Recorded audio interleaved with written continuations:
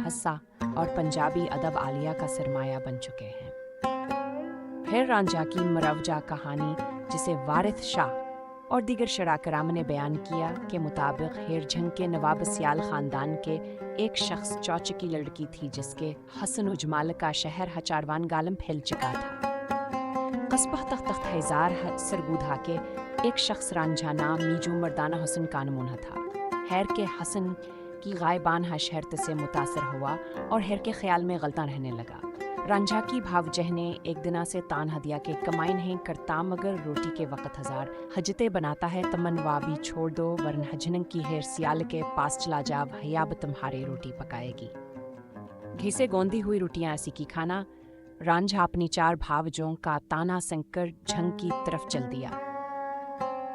झंग बेले में सफ़र करता हुआ जब झंग के पासना के किनारे पहुंचा तो एक आरास्ता हस्ती दिखी, जिसमें फूलों के चादरें बछी हुई थे, मगर उसमें कोई आदमी मौजूद न था। रांझा थका हुआ था वह कश्ती यह दाखिल होकर घनी छाँव के शर्मीले नशे में मस्त हो गया। पिछले पहर हिरापन्नी सहेलियों के हमरा आया, सुने कश्ती में अजनबी को सुविया हुआ दिखा तो वस्किन व भी हंस भर काठिया की गैर तबीदार हुई।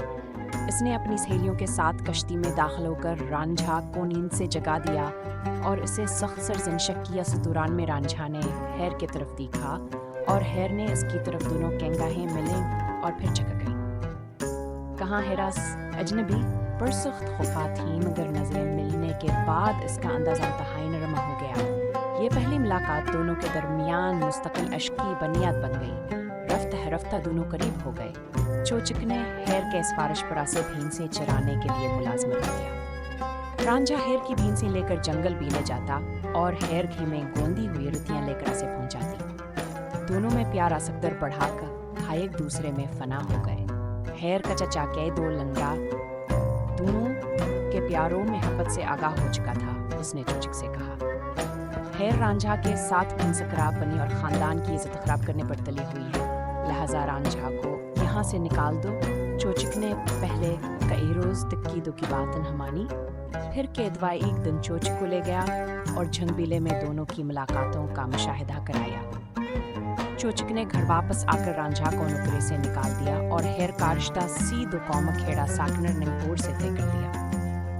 उधर चोचक की भैंसें जो रांझा की अंजलि पर मुस्तरदी थीं, रांझा की जुदाई में अदास हो गए और खाना पीना दूध देना बंद कर दिया। दूसरी तरफ रांझा हेर के लिए बेकरार रहने लगा। हेर अपने महल में मुस्तरद थी। हेर कान का हसीदो खेड़े से कर दिया गया। वह हेर के डोली लेकर रंगपुर चला गया, मगर वह रांझा के लिए अदासु परेशान रहने लगी। इसने सीधू खेड़े को अपना खावंद तस्लीम करने से इनकार कर दिया। हेर को यहाँ एक राजदार सहेली सहती जवास की नींद थी से मुलाकात करके बड़ी तकवीत मिली। सहती भी एक शख्स मराद से मोहब्बत करती थी, मगर इन दोनों के दरमियान में भी दीवार हाइल थी। रांझा हेर से मुलाकात के लिए बेकरार था। उसने एक हिंदू बालनाथ को अपना मुर्शिद बनाया और उसके मशहूरा से साधु बन गया। कांच द्वालिये और जोगे बनकर सब्दल कर रंगपुर पहुंचा और सीधो खेड़े के मकान पर सदा लगाई। खेड़ों क्या उड़ते जिनमें हेर और सीती भी शामिल थे। साधु को खैर आदती ने बाहर निकली। हेर ने रांझा को पहचान लिया और रांझा ने अपना मकसूद देख लिया। रांझा ने रंगपुर में डेर हलगा लिया और खैरात के बहाने हेर का दीदार करता रहा। पल आखिर हेर ने सहती के साथ मिलकर प्रोग्राम बनाया, जिसके मुताबिक हेर को सांप ने डिस लिया। जब हेर बेहोश हो गई, वस ने कहा जहरीले सांप के डिसे का इलाजा साधु के पास है, जो गीत 9 से रंगपुर के बाहर डेर हलगाए बैठा है, उसे बुलाओ। साधु बुलाया गया। हेरा और रांझा को एक कमर हमें बंद कर दिया गया ताकि साधु मंत्रों के जरिए हेर को सेहतियाब करे। चनाचा सहती ने कमर की दीवार में नकल लगाई। हेर रांझा दोनों भाग गए। सहती भागकर मराद के पास पहुंच गई। यहाँ तक तमाम दास्तान गोया शार करीब मुतफ़क़ हैं। बाज़ जज़वियात में इख्तलाफ है, मगर इसके बाद के वाक़ात में शदीद इख्तलाफ पाई जाता है। बाज़ कहते हैं कि रांझा को खेरों ने जंगल में पकड़कर मार दिया था। बाज़ कहते हैं दोनों को कल कर दिया था। कुछ ने यह ख्याल जाहिर किया है कि दोनों जब जंग के करीब पहुंचे तो सियालों ने इनको कल कर दिया था। कुछ दास्तानवीसों ने यूं लिखा कि रांझा को कल कर दिया गया था। हिरा अपने महल में चली गई जहाँ से अस की लाश मिली।